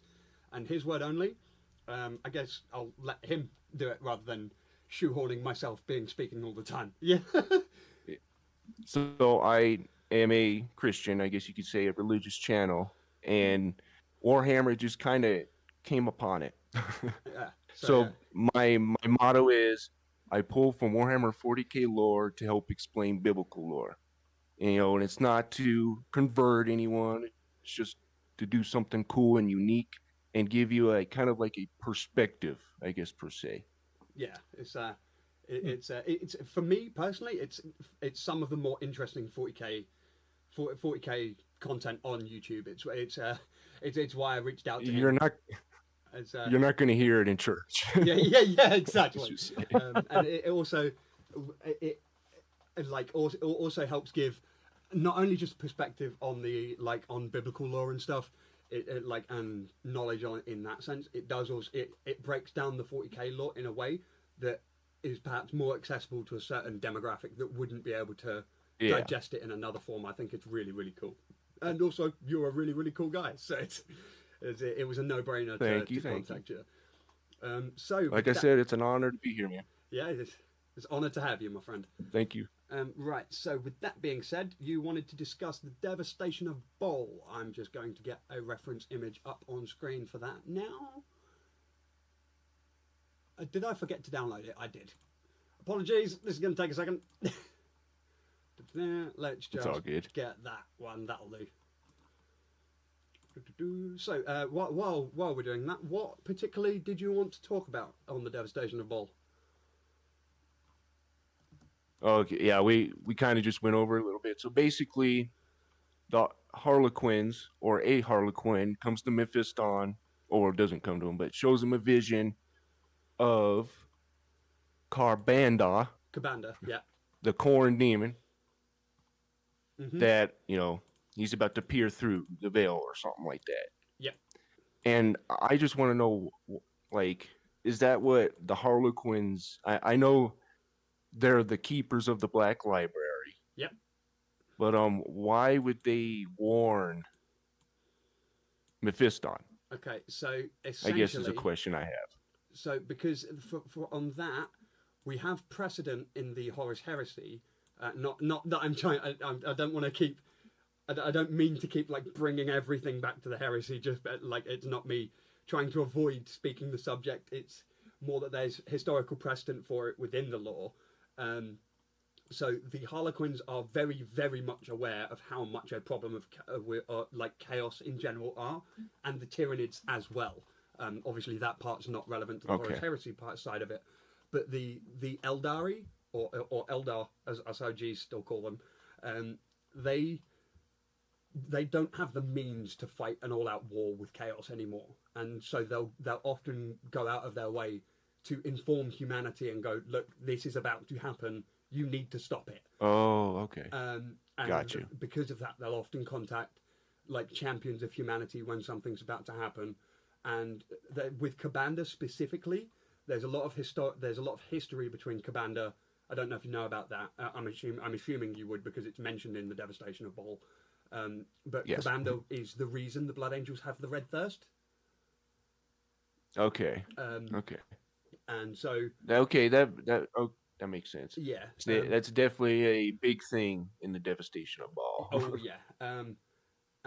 So essentially, there was also a group called the Cabal that also had told the Alpha Legion about a lot of things that were going to happen with Chaos. It's where a lot of are the Alpha Legion loyal? Are they not? Kind of thing comes from, because the Alpha Legion were actively trying to prevent Chaos while still also being on the traitor side, which was quite weird. Double agents. Yeah, exactly. Which is, you're welcome. Yeah. I was about to say that's Oscar's domain right there. But where it's relevant to the Devastation of Baal is Baal was like, location-wise, as we know, in the path of Hive Fleet Leviathan, and for the Eldar, the Tyranids are a serious problem, because the Tyranids absolutely could just overrun the entire galaxy, and if that happens, the Eldar don't have a bloody chance at stopping them. Like they've got their own problems. Yeah. That's true. Okay, that makes sense. One of the main reasons the Harlequin contacts Mephiston was because Mephiston, however you want to thing. Yes, the Lictor perspective was so cool. Sorry, we've just had How Many Breads has just commented regarding the Lictor perspective. I don't know if you've gotten that far into it yet. Yes. Oh man. But I would love them. It's one of the things I want them to do as part of Henry Cavill's series. I want a horror film where it's a Lictor just picking off like an Astra Militarum squad. That would be so cool. GW, sign him up, please. Literally, get me on board as a writer, please. I'll do it. I'll take like $8,000 a year. I'll take like no money. Right. I know you like to save money, Games Workshop. I'll do it. I'll do it for free. Right. But Games Workshop just like slave labor. Yes, please. Right. No, I'm just loving you, GW. I'm just playing. I love you, GW execs. But yeah. So like. The Harlequin went out of his way to warn Mephiston, because the Blood Angels were essentially the only thing standing in Hive Fleet Leviathan's way, and if a demon invasion came and took them from behind, then there'd have been nothing stopping Leviathan. Oh, they'd be devastated. Yeah. Yeah. Okay, hence that makes sense. Devastation of Baal. Yeah. Yeah. But yeah. So. Yeah. Thank you. I have been illuminated. No problem. Glad to have illuminated thee. So was that everything regarding Baal that you wanted to talk about? Yeah, pretty much. Okay, cool then. So moving from there, I guess, I have a controversial hot take that I would like to discuss. Ooh. Oh dear. Run! And How Many Breads? Yes, I would. What's the monetization? I would adore seeing that series, How Many Breads. I'm very much in the camp. I would probably kill for it. Yeah. Right. or even like a survival horror game, like where you're just a guardsman and there's like just a Lictor kind of in the style of Alien Isolation or something. That would be so good. Right, and you only have like a set amount of bullets Yeah. that you can find, and that would be kind of cool. I would like to, Last if charges. they did it from the perspective of a game, I would like to have it so that there are no bullets to find or no rounds for your Yeah, last there gun. you go. Do you know about the story from the Imperial Guardsman's Handbook? This is a really niche bit of lore, so you probably won't. They also do it in Gaunt's Ghosts, No. I think. So, lasgun packs that are essentially the quote-unquote magazines for lasguns. Are you aware that you can recharge them by putting them on a fire? Oh? Yeah, No. so the old Imperial Guard Handbook mentions that you can be shot by your commissar for doing it, but in an emergency, when you've completely run out of charge in your las pack, you can. The Imperial Guard Handbook recommends placing your las pack on an open fire, and you will get an emergency amount of charge from it. The reason you can be shot for it is because it damages the las pack. Yeah, and technology's hard to come by. Yeah, so yeah, exactly. But yeah, just an interesting little tidbit there for anyone that also might be watching that didn't know that. So Yeah, it's pretty cool. So Just a commissar game. When you triggered. go camping, yeah, or exactly. me when I go camping. So Why can't I recharge my beer? Why isn't it working? Because, Guardsman, it is heresy. yeah. Right, so controversial hot topic take, guys, coming in. I dear. believe Rogel Dawn is the best fighter among the Primarchs. Oh, thank God. I agree with that. And I know that in a lot of different sources, it states there is evidence significantly to the contrary, but I'd like you guys to hear me out just for 1 second. And anybody watching, because I know I've probably got a few people up in arms about this already. But I just want to make note that of any of the Primarchs, Rogel Dawn has the highest kill count of Primarch to Primarch fights. Or he has the highest victories Nice. in Primarchs to Primarch fights. So while I was going to say a lot of respawns. yeah, is so while we do have a lot of precedent and statement that the Lion and Lehman Russ are the best fighters, I would put it to you that the Lion had lost to Conrad Kurz during the Thrainax campaign, and he was only saved by Corswain. And we further see Conrad Kurz take on the Lion, Guilliman, and Sanguinius all at once, granted not in a straight fight. However, we have seen Rogel Dawn kill Alfarius. He killed him on Pluto. We've seen him defeat Demon Primarch Fulgrim in a straight fight and make him run away. Yeah, okay. Yeah. I learned about that one. Yeah. Yeah, I've got a video on that as well. And I just think in terms of track record, while there's not as many statements stating it, but I think Rogel Dawn is the best in Primarch to Primarch. He's not because we do have statements to the contrary that he's not the best fighter, but because of his strategic mind, I personally believe he's the best. He's proven he's the best at fighting other Primarchs. I just wanted to get your guys' opinion on that statement. No, I agree with you there. I agree with you there. Because, obviously, when he was fighting Alfarius was literally trying to convince him mid-combat to join him, and Rogel Dawn was just like, no. Mm-hmm. Just all the time. Like, he is... he can't be corrupted. Like, chaos just... Well, the gods themselves just ignore Rogel Dawn because they're just like, you know what? He's just a true brick. anymore. Oh, what? Really? So in the End in the Death, Volume 2, Part 2, there's literally a whole... I still haven't finished End in the Death, Volume 2, but there is a whole section of Khorne trying to convert Rogel Dawn, and Dawn nearly gives in. Oh. So Horus actually... This is just spoiler warning. Sorry for not having a spoiler warning there for you podcast listeners. I'm really sorry if I spoiled any of you with that tidbit. Although a lot of YouTubers have covered that now, so I would imagine we'll see you in court.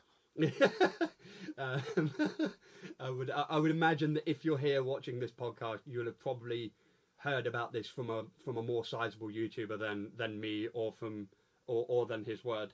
But so spoiler warning for End and Death Volume 2 here. Horus actually intended for Rogel Dawn to be his avatar of Khorne, to be Khorne's champion. Oh. So there's a scene from Horus's perspective where he's thinking about what the Council and the High Lords of Terror will look like after he's taken over the Imperium. And it's him as its emperor. It's Constantine Valdor as the avatar of of Tzeentch. It's Rogel Dawn as the avatar of Khorne, right? Sanguinius as the avatar of Nurgle. Oh, what? I'm sorry. More on that in a minute. More to explain that in a minute. And the Emperor as the avatar of Slaanesh. That would be something. It would certainly be something. So he goes on to explain his thought processes for each of these, and it's that I'm already bamboozled. yeah, It's them Slanesh feet pics. Big E's big feet out now on Fansly.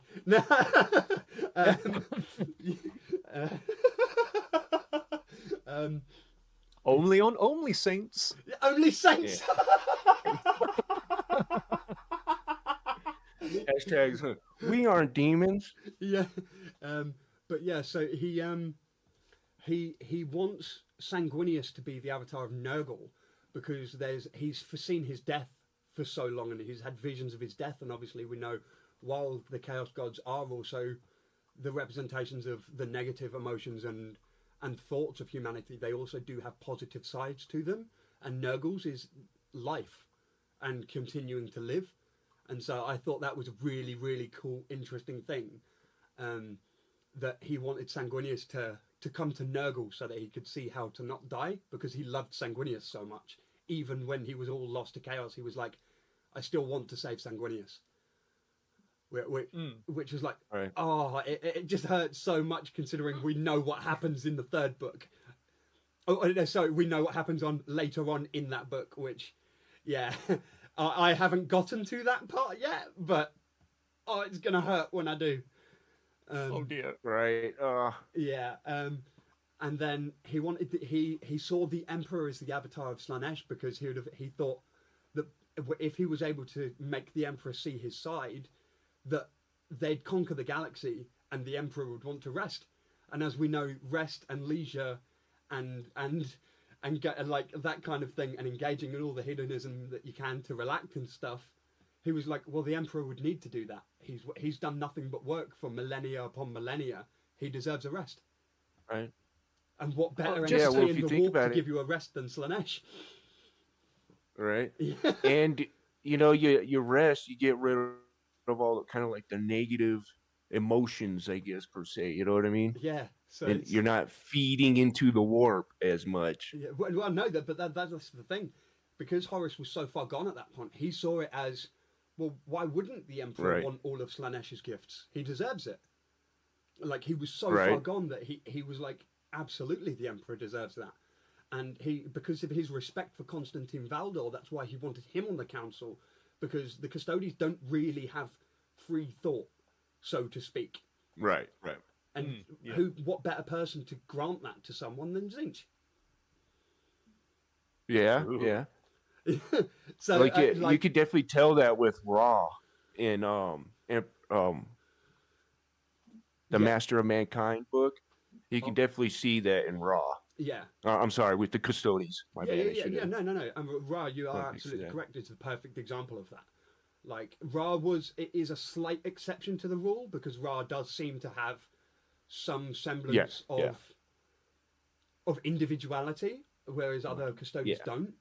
But because he definitely questions a lot. Yeah, but that's also because the Emperor is trying to make him question it. I personally think that the Emperor was trying to see the lengths as to what the like lack of individualism went to, and he specifically chose Ra for that.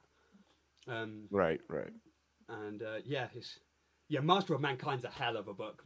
I'm so glad you've read Master of Mankind. I loved it. It's my favourite. It's why one of my first videos was and in a sunless realm, the sun rose at last. Like, that moment is so good. I know this might not be like the popular take, but I love the Baroness in that book. Yeah, I see a lot of people don't like I see that like Imperial. It's probably because I come from. Yeah, it's because I come from faith or whatever, you know. So probably why it speaks more to me. But it's more people don't like the language, and there's a lot of talk of hunting and stuff like that. Like I can see why some people dislike it, like because a lot of Imperial Knight stories are the same. But I absolutely agree. The Baroness is awesome. Right. She's, like anyways, Master of Mankind. Marry me. No, I'm just kidding. We simp for the Baroness here on this channel. Right. But yeah, no, it's yeah, it's absolutely fantastic, that book. I will shill Master of Mankind to anybody that will be willing to listen to me for the rest of my life. It's Right. honestly, it might be my favorite book I've ever read, period, let alone well fiction book I've ever read, period. That And yeah, the way they transitioned in that book was just like phenomenal. yeah, Man. Awaken. Wow. They would go to a different scene and then they would, Yeah. intro it really well. In Yeah. my Is opinion. it Master of Mankind? I get because I've when I read or listen to Master of Mankind, I almost instantly follow it up by reading or listening to Mechanicum. So I get a lot of events jarred over and switched. Is it in Master of Mankind or is it in Mechanicum where the Emperor's talking to Arkham Land about Angron? I think it's Master of Mankind. I think that's Mechanicus It must be Mechanicum or whatever. Yeah. Because I don't remember that being in. Yeah, then it's in That was the Mechanicum. first book I read, so that was like a year ago. Yeah, it must be Mechanicum. So then. I'm But because I don't remember reading that in there. It could have been, but yeah, no. Thinking about it now, that's definitely Mechanicum that happens. yeah, okay. But yeah, that's me. That's me there. So sorry for the tangent onto the End and the Death Volume 2 for anyone that was watching. That's pretty much everything I wanted to discuss. I think. Yeah. Yeah, because we already spoke about You model sure? releases.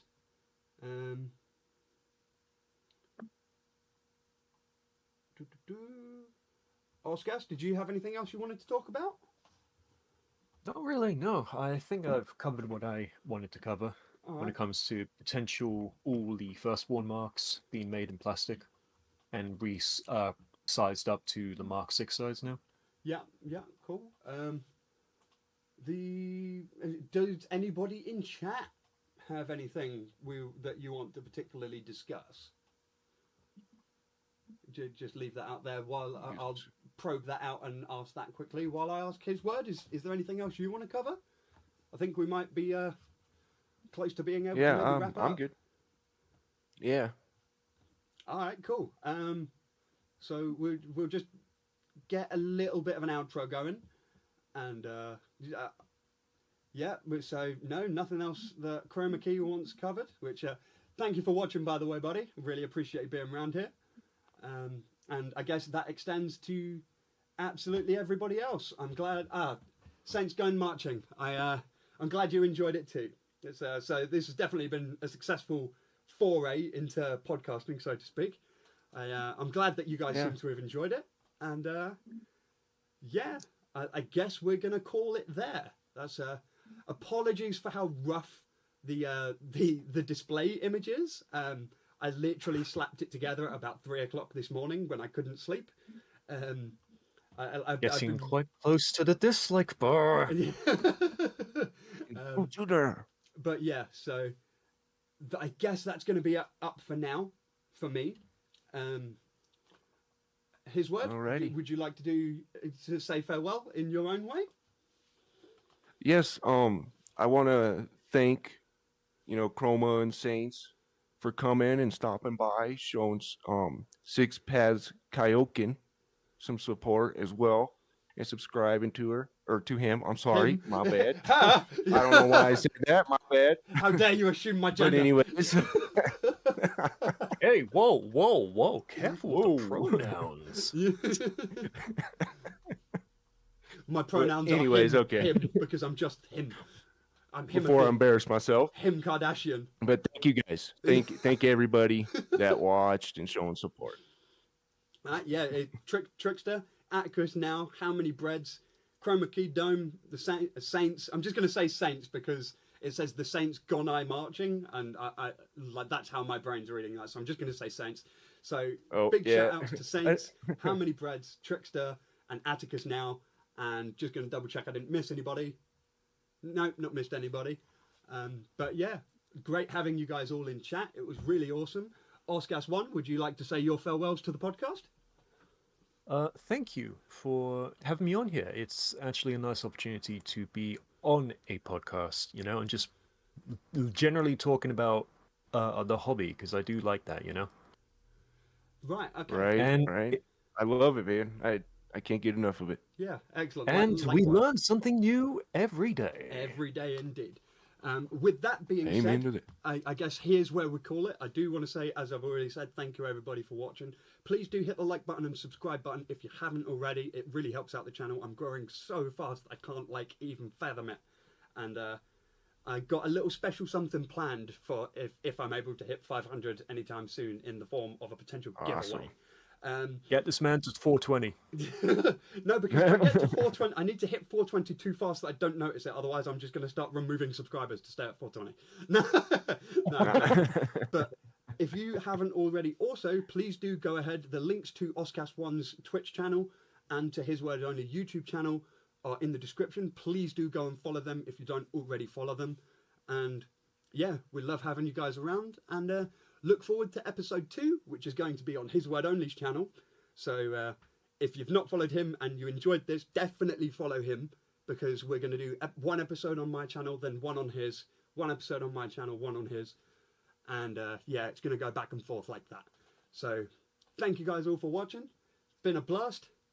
And I will see you in the next one. Ta-da! Later. Adra Dominatus.